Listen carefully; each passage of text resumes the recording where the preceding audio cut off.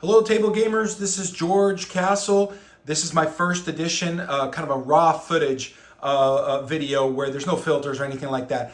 I started playing Newdale and I kind of ran into some challenges understanding the game and just kind of getting a summary. But I played it a couple times and I thought I'd share this video to help those that are coming back to the game. It's been a while since you played it. Or you've already read the rules and you just want a quick recap of how the game plays. So I thought I'd share this for those that are interested.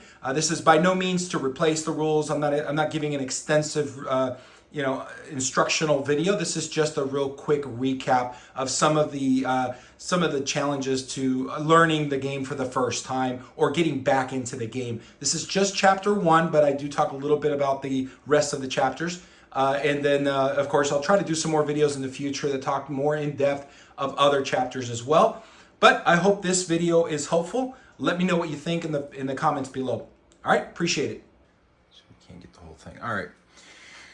So remember that when it comes to the setup, the 3-4 go up there.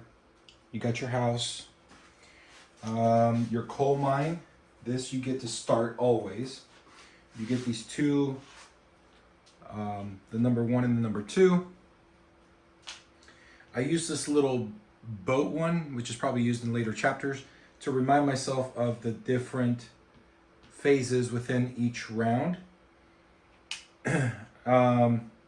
So then you have these two here to be set up. Just cover one over the other, the same symbols. We're going to start with the final score. Remember that in the final score, we do not count this top one. We only count this and this section. This section means that if at the end of the game, after I've paid for the goal, anything remaining, I pay $5, I get 1 victory point. I also get objective to go with the game. Here is what they call the ration. This is for chapter 1. Each chapter has its own end of game objective in order to even pass the current round and move to the next round. So in this case, at the end of the game, any one of these as a total. So I don't have to have any money for each one of these.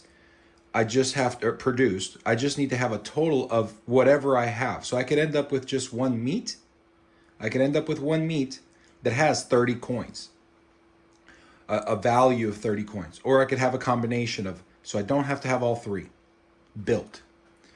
And then remember, I have to have at least 38 victory points plus 2 cards that have this symbol at the end. If I don't make this combination by the end of the game, I do not pass the current round. Now the secret objective, I believe you have to shuffle and pick one every time even if you have to reset the round. So in this case, this one says 2 victory points for every symbol that I've built on out here on the board. Each of these sections or pit stops have areas where I can build. And if these little banners here have this symbol, I get extra points. This monolith looking thing, there's 3 of them. 1, 2, 3. And if I build on any of those 3, I get extra points. So the max I could get here is 6.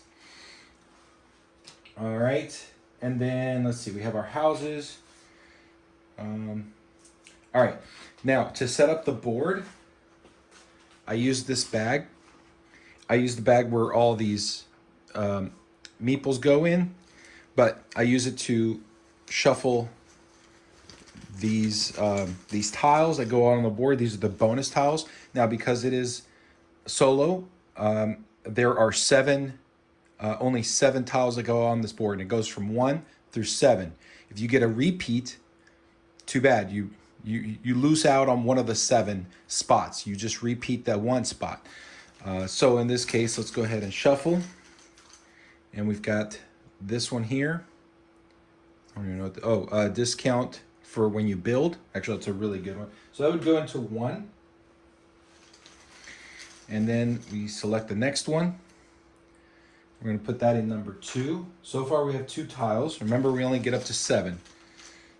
This one goes into 3, but nope, that's not a repeat. All right, so that goes into 3.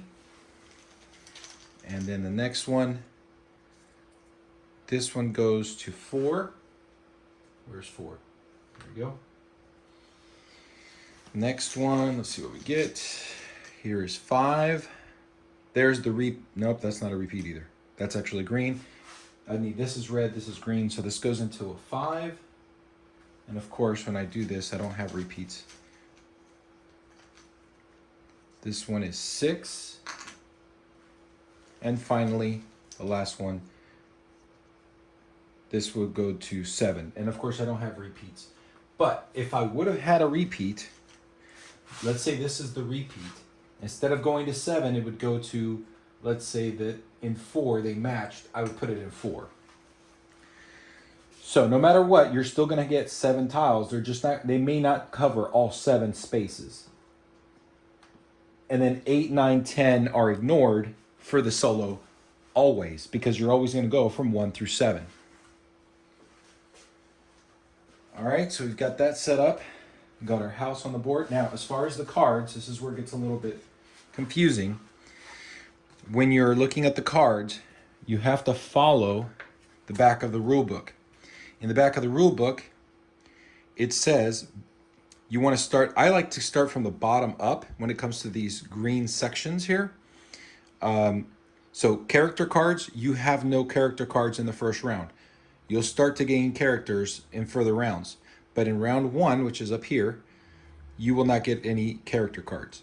However, you will start with an event in round 7. Well, round 7 is the final round because there's only 7 rounds. In every section, every round, there's only, or in every phase of the game, there's 7 rounds. So you have the final round. This final round, which is the number 2 for the solo player, I think it's a different number for multiplayer, but for solo player, it is the number 2. Always find the number 2. And again, it's final round. This one always goes at the bottom, so it'll be the last card we pick. Then the next section says events in round 4 through 6. If you notice, it'll be 11 for the solo player. That card 11 is here at the bottom right-hand corner. You'll pick 3 of them. So here are the 3 11s. And what the game says is you got to shuffle these. So every time, even if you lose, you need to go through the same setup every time. That means you got to shuffle these cards. And then those go on top of the end of round card. And then finally, it says events in round 1 through 3 are going to be 100, 101, and 102. And that's the same regardless of the player count. So here is 100, 101, 102. These get shuffled.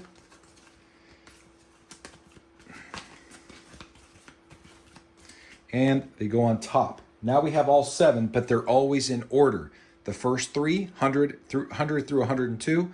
The second 3 are those 3 11s, and the last one is that round 7, end of round card.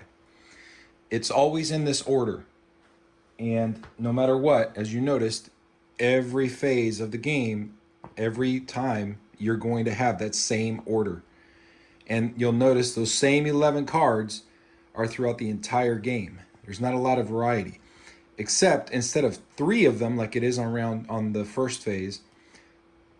Second phase, there's 2, but they add the number 12, then 13, and so on.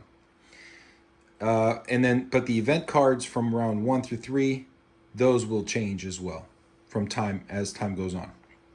All right, so that's how the setup works. It's always the same. Nothing ever changes. Remember that in order for you to get another one of these, in order for you to do that, you have to be able to play whichever one you want. You can do it. And remember, these are the orders. So you want to order, your first action will be 1. Your second action is 2. So if my first action is to come here, which is to purchase the number 3. Number 3 costs $7, right? And in order for me to be able to gain this number 3 and start using it, I have to be able to pay it. Well, if I'm using it as a number 1 as my first action, it is assumed I already have built up some of the money here in this coal, right? Or if I had built, let's say for example this one, I would have already built up at least $7 worth of clay, which each clay is worth $2. So every time I place a clay cube, which is one of these, every time I place it on the card, it means that I have now built one clay worth $2, and I can use those $2 to buy anything. All right, so then that's how I would be able to purchase that. Now, if I place this 2, that means my second action will be to either, again, select any one of these, or I can place it on wherever I have built a card, anywhere on this tableau. If I place it underneath it or above it, depending on which one I want to play, that's the one I'm going to activate as its second action.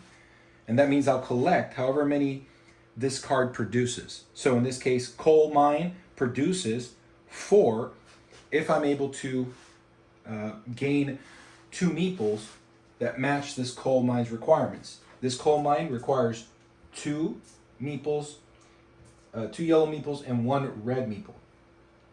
So I would need to make this plus 2 more of either one of these. Maybe another yellow and another red, or maybe 2 yellows, and that would be 4. So now I have built up enough to actually be able to collect 4 coal mines, each one worth $1. Or I could say, I don't want to risk it. Let me add another one, just one of the 3. Now, the game always lets you, I'll just select that, always gives you a starting resource depending on what may come out. So it could come out that there's no yellows, in this case 1 yellow. So now I just need to hope that I pull a second one, and I met the minimum requirement. But if I added onto the +2, I have the extra here. This one only requires 1 red. This one gives me 2 red. So now I've met the requirement. I can actually collect that production. So that's how that works. I think we've got everything. The second one here says if I pay 2 cards that I already have in my hand, I can get 4 coal plus 1 of anything that I've built. Now in this case I haven't built anything, so I would have 5 coal instead. This one says I can discard, so let's say I have 8 cards in my hand. I can discard up to 7, get 7 new ones, plus 3 more. So let's say I don't want to get rid of those. Well, then the game says, okay, we'll skip that part and just gain 3 more cards. And then the next one says, okay, I don't like these 2 actions because this one here requires me to move 1 step. If I move 1 step across this map, in other words, from one intersection to another, then I have qualified for a bonus tile if there happens to be one. And the only way you can get a bonus tile is if you build into an adjacent space where the tile is at. So if I built here, there's nothing adjacent to it, so I'm not going to gain anything. I can't even gain this one. But if I moved here, I can now have access to a tile that's here. Well, actually, there's nothing built there. That's a bad example. But if I built here, I can get this one, and this one. Can't get that one, but I can get these 3 because they're all adjacent to that space. This is saying that as long as I move 1 space, so let's say from here to here, I now qualify. But it's saying if I travel 2 spaces, from here 1, 2, yes, I'm next to this tile, but I don't qualify for that because I took 2 steps. So I could always upgrade it, and that's what this one is about. It says if I pay 4 money, I can discard this one, and now instead of going 1 space to get a bonus, I can travel 2 spaces to get a bonus. I can travel up to 3 spaces and not get a bonus. Whereas here, the maximum I can travel is 2. So that's an advantage. This one says, if I'm missing, remember in my prior example, if I'm missing, let's say we needed 2 yellow and only 1 yellow is available and no yellow came out, I do have enough red. So now it says, well, you're missing 1 to be able to qualify for the max of +2. Actually, you're missing, let's see, you need 1 and you need 1 more. So you need 2. So I would need to pay 6 cards from my hand in order to get 2 meeple discount. Well, if you upgrade, now you only have to get rid of 2 cards in your from your hand. So that's what that one's about. And then lastly, this just says you get to build twice. Remember, you're always going to build once in every round. Right? You're going to build once in every round. Well, this one says you can build twice. All right? As far as building okay, so the black ones mean that when you reach the final stage of the current round, if you have built this card, you will gain whatever income. This is a reoccurring income every round. Some of them are not. And remember, one of the requirements is to get 2 of these symbols. And I believe, let's see if I get to reshuffle these. There should be one with a hand on it. Of course, there's not one. I want to. There we go. This one's got 2 hands, but it does require 36 coins. It does give you 10 victory points, and there's a discount. Although at $36, I don't know if $3 is going to cut it, but that's what those mean. One of the things that I want to clarify too is that the difference between how do I gain at least 1 cube? How do I meet the requirement to be able to gain these this production from each of these sections?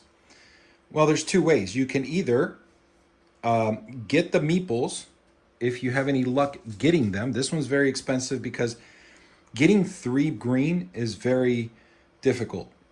Blue is even more difficult, right? I don't know the maximum is. I think I've seen one where it gives you 2 blues. You're definitely, the max is 2 reds. And nothing comes out, then you're going to be short being able to get this every round to produce at least 1 cube. In this case, depending on where you put it. If you put it here, you'll get 3 cubes. Here you get 4, etc. So this one's very expensive. But let's say that you did place it and nothing came out and you couldn't produce from these meeples. The second option that the game says, okay, if you couldn't get it this way, get it through chaining. And if you chain, that means, do you have an existing card that can produce these 2 items? Right? Well, first of all, I automatically get this coal from this card. So I've already met that requirement. It says for every cube that I have in my coal, let's say I have 2 cubes in my coal, that means I can chain up to 2 times to get from $1 to now $5. So I would have 2 cubes going in here. The problem is that this card requires an additional resource. I think that's twine. I don't know what that is. Ball of yarn. Let's see if I can find a card that has a ball of yarn. This one produces yarn. All right, this is the spinning mill. I guess that would make sense. So now it says, okay, I can chain by having both a cube on this one and a cube on my coal. That, assuming I've built this already and it's part of my production and I actually have cubes on this one. So I would need, let's say I want to use 2 cubes. Let's say I produce 2 cubes on this card. I have 2 cubes on that card and 2 cubes on this coal. And then at any time, now I have to have one of my workers placed. Let's say I built this card. I have to have one of my workers already played there. So if it's not there, you're not going to get it. I think only the last card on this event card deck will allow you to chain without having to use these workers. Other than that, you have to use here. So if I never placed one here, you're not going to qualify at all. You're not going to be able to chain anything. You have to at least try. And if you failed on trying to get meeples, which is the cheapest way to get things, then you can do the chaining, assuming you've already built enough resources from both those cards to be able to chain and get be able to produce. Now, if I did have, move these out of the way. If I do have 2 here and I have 2 here, now I've got 2 for each of those producing. Now, in order for me to make a weaving mill and be able to produce cloth, I guess, if you want to call it that, then I can say, okay, well, I want 2 of them to go here. You wouldn't transfer all 4 onto this card. You're actually merging the 4 and turning into 2 weaving mills. These 2 go away, and these 2 are producing a weaving mill. So you see the combination. In order for you to even be able to get chaining, you have to have already built things around it to be able to chain. That's why it's more complicated, especially when some of these cards are so expensive, like this one's $21. You might not get to this card until, I don't know, 4th or 5th round, almost close to the end of the game before you could do that. There is another way to do it if you're not able to produce it, and that is, you'll notice that these 2 have like these little cog looking things, shapes built around it. That's saying that these are built cards. They're already built on your tableau. Whereas notice this symbol. This symbol does not have the cog looking symbol. This card actually has a square. That means that this is the only type of card, this one as well, in comparison to this one, that you can actually use cards from your hand. And let me see if I can find one. So let's assume that I've already built this spinning mill, right? It's already on my tableau, and I happen to have this one in my hand. Well, I don't want to build this one, but I do want to use the resource that's on the side here. So now I can spend this card, discard it, and it counts as if I had this chaining effect, and then I could produce 3 coins for one of these spinning yard from the spinning mill. So those are 3 ways you can, I mean, it's really 2. It's still chaining, but I'm saying there's 3 ways to do it. And that is, you can use your card to discard and use it for these types of cards, or you can have existing built cards to be able to produce from this weaving mill, for example. And of course, the coal mine is the same as the ore mill, the same as the spinning mill. All these symbols mean you can use cards, discard cards, to produce. So those are the ways you can produce. And so again, it's saying you need 30 coins from this card that I mentioned earlier. Actually, this is perfect because here's the problem. Even though I built this, it's not one of the 3. It's saying the meat factory, the bakery, and corn. This isn't one of those 3. This is any of those 3. So even if I built up 30 coins of weaving mill, the game doesn't care. It has to come from one of these 3 or all 3. So you would have to then look for, and hopefully you find one in the game. You're not going to be able to do what I'm doing, which is just grabbing and selecting. You have to actually draw and hope that you get some of these. There's another fist or strength. You need 2 of those. You need to build 2 of those. Here's a bakery. All right. So the game is saying you have to have a total of 30 from the bakery. I could have a combination, which is probably more favorable. I thought I just saw a corn card somewhere on here. And I will not stop until I find corn. Oh, you know what? You get to start somewhere in this deck. There will be a card that says, pull out all these 200s, right? Which is the corn farm. If you build them and they just go out onto the display, which means display means you don't have to have them in your hand, but you can't discard them to pay for things like I just showed for the chaining. They're just sitting there in the market. You can get them, and you can buy them, but you can't use them for chaining. So if these happen to be out there when they ask you to put them out there on the market, these 200s, then you can use these. So The game is saying you can count 30 coins from any of these three. Here's two of them, corn and bakery. So I could have one cube here. That means I have $2 worth. Now I need 28 more coins to go. I can have 28 here from bakery and corn, only from those kind. If I only build one, I'm good. But if I build two, it's even better. It's a little bit easier to get to 30, which I recommend. And that is how you play this game. All right, so I've lost twice already because I lost 37 on the first one and I lost another 37 on the second one. I've met everything else. I got the 2 fists. I got the 30 coins, but I keep getting only 37 victory points, which as you go through this victory point tracker, you're going to pick up cards along the way. But yeah, these are your victory points. And the only way to get victory points in this game seem to be from on the map, because there's some that reward you a couple of points. It's not much. It's a very tight game. And you can also gain victory points through, I think there's through these cards, but this is at the end of the game.